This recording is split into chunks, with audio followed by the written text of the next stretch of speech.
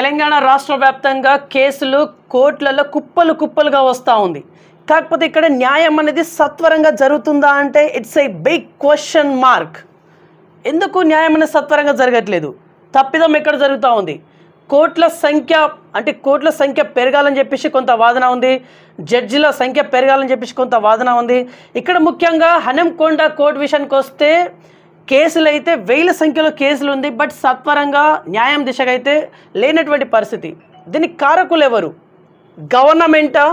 Yes, ఇదే ఇప్పుడు తెలుసుకుందాం. ఇప్పుడు మనం హనుమకొండకు రావడం జరిగింది. మనతోని సీనియర్ అడ్వకేట్ వీరమల్ల వెంకటేశ్వరరావు గారు మనతో ఉన్నారు. వీరి నుంచి కొంత ఇన్ఫర్మేషన్ అడిగే ప్రయత్నం చేద్దాం. నమస్తే, బాగున్నారా? నమస్తే. ముందస్తుగా బీవీఆర్ టీవీ న్యూస్ యాజమాన్యానికి కృతజ్ఞతలు. ఈ సబ్జెక్టు మీద నన్ను మాట్లాడమని కోరినందుకు నేను వారికి సమాచారం ఇవ్వడానికి రెడీగా ఉన్నాను. రైట్ సార్, పాయింట్కి వస్తున్నాం. ఇప్పుడు మీరు గత 30 సంవత్సరాల నుంచి యాజ్ అడ్వకేట్గా సర్వీస్ అందిస్తూ ఉన్నారు.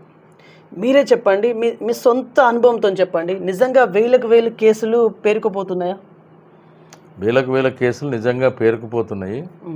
భారత రాజ్యాంగం ఇచ్చిన హక్కుల ప్రకారంగా ప్రజలు వాళ్ళ హక్కులను కాపాడుకోవడం కోసం న్యాయస్థానాలకు ఆశ్రయించడం అనేది తప్పనిసరి వారి హక్కు. వారికి భారత రాజ్యాంగం ప్రకారంగా సత్వర న్యాయం అందించే యొక్క బాధ్యత కేంద్ర రాష్ట్ర ప్రభుత్వాలపైన ఉన్నది. కానీ దాని తగ్గట్టుగా మౌలిక వసతులు కల్పించే బాధ్యత యాజ్ పర్ ది కాన్స్టిట్యూషన్ కేంద్ర రాష్ట్ర ప్రభుత్వాల మీద ఉన్నది. దానికి తగ్గట్టుగా కోర్టుల సంఖ్యను పెంచాలి, తర్వాత జడ్జిల సంఖ్యను పెంచాలి, మౌలిక వసతులు కల్పించాలి, న్యాయస్థానాల సంఖ్య పెంచాలి, న్యాయమూర్తుల సంఖ్య పెంచాలి.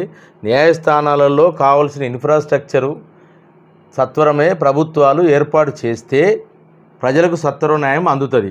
ఈ సత్వర న్యాయం అందకపోవడానికి కారణం ఈ దేశంలో ఉన్న కేంద్ర రాష్ట్ర ప్రభుత్వాల బాధ్యతే. ఈ బాధ్యతను విస్మరించి కేంద్ర రాష్ట్ర ప్రభుత్వాలు ఓట్ల కోసం మాత్రమే నిధులు కేటాయించి ఓట్ల కోసం మాత్రమే ప్రభుత్వాలు పనిచేస్తున్నాయి. కానీ ప్రజలకు సత్వర న్యాయం అందించకపోవడం బాధ్యత కూడా కేంద్ర రాష్ట్ర ప్రభుత్వాలదే అని నా అభిప్రాయం. రైట్. ఇప్పుడు ఇది మీ సర్వీస్ యాక్చువల్లీ 32నా 35 సార్? 33 years. 33 years.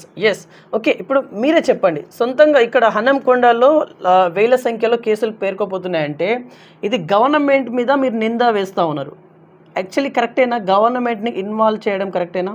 గవర్నమెంట్ మీద నింద అనేది కాదు, రాజ్యాంగంలో ప్రజలకు కల్పించిన హక్కు. వారికి సత్వర న్యాయం అందించే బాధ్యత భారత రాజ్యాంగం ఈ ప్రభుత్వాల మీద బాధ్యతను పెట్టడం జరిగింది. కానీ ఆ బాధ్యతను సరియైన విధంలో గుర్తెరగకుండా ప్రజలకు సత్వర న్యాయం అందించకుండా చేయడంలో ప్రభుత్వాలు విఫలమవుతున్నాయి. ఈ విఫలమయ్యే విధానాన్ని సరిదిద్దుకోవాల్సిన అవసరం ప్రభుత్వాల మీద ఉన్నది.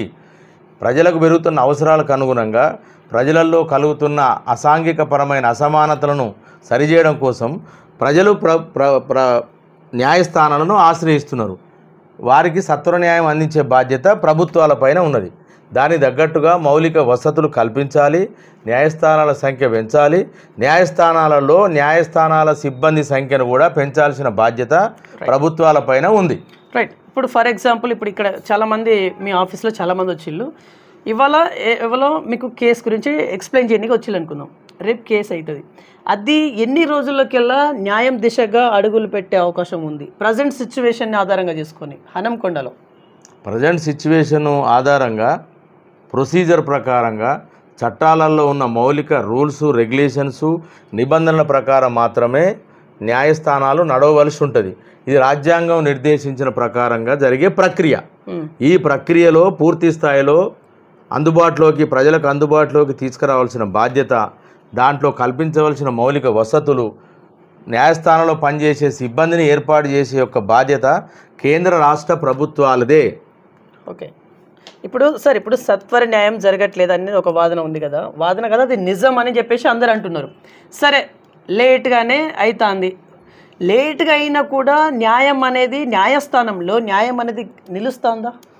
న్యాయస్థానంలో న్యాయం అనేది నిలవకపోతే ఈ వ్యవస్థ నడవదు. భారత రాజ్యాంగం ప్రకారంగా ప్రజలు, ప్రభుత్వాలు నడవాల్సిన బాధ్యత ఉన్నది.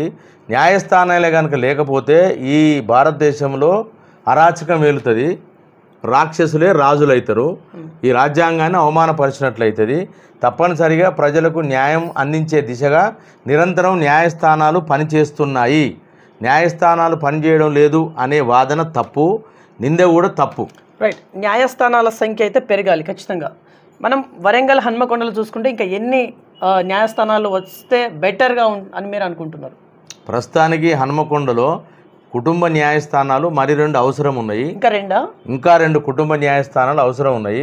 ప్రస్తుత పరిస్థితిలో కుటుంబ కేసుల యొక్క ప్రాధాన్యత పెరిగింది. కుటుంబ కేసులు అనేకం కూడా న్యాయస్థానాలు చేపడుతున్నాయి. కుటుంబాలలో జరిగే అన్యాయాల గురించి ప్రజలు న్యాయస్థానాన్ని ఆశ్రయిస్తున్నారు. కాబట్టి కుటుంబ న్యాయస్థానాల సంఖ్య మరి 2 అవసరం వరంగల్ హన్మకొండలో. ఓకే సార్, ఇప్పుడు కుటుంబం సంబంధించిన కేసులు వస్తున్నాయి అంటున్నారు.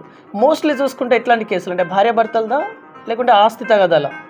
ఆస్తి తగాదాలు ఉన్నాయి, భార్యాభర్తల కేసులు ఉన్నాయి, తర్వాత పిల్లల పోషణ కోసం ఉండేది ఉన్నది, మెయింటెనెన్స్ కేసులు ఉన్నాయి, తల్లిదండ్రులను పోషించే నిమిత్తం రావాల్సిన కేసులు ఉన్నాయి. ఇవన్నీ కూడా నిరంతరం న్యాయస్థానాలకు ప్రజలు ఆశ్రయిస్తున్నారు. దాని మీద న్యాయస్థానాలు ప్రజలకు న్యాయం అందించాల్సిన బాధ్యత ఉన్నది. ఆ బాధ్యత ప్రకారంగా ప్రభుత్వాలు మౌలిక వసతులు కల్పించాలి. సరియైన మౌలిక వసతులు కల్పించినప్పుడే ప్రజలకు సత్వర న్యాయం జరుగుతుంది.